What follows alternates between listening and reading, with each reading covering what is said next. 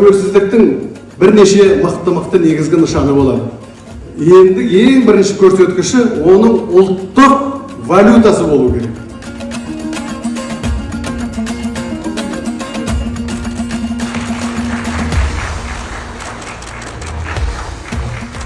Нарықтық экономиканың бастаушыларының біріміз Қазақстанда банк және қаражат саласындағы.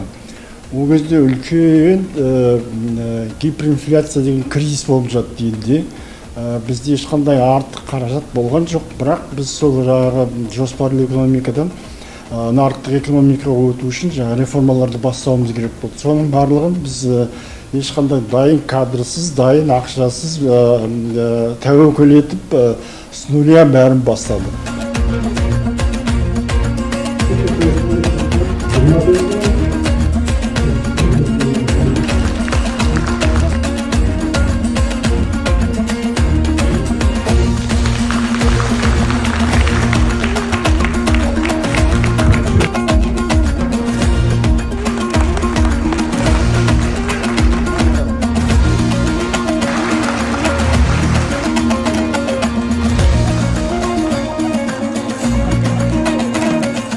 Sağ olayım, var olayım, vay olayım, teri olayım, eri olayım.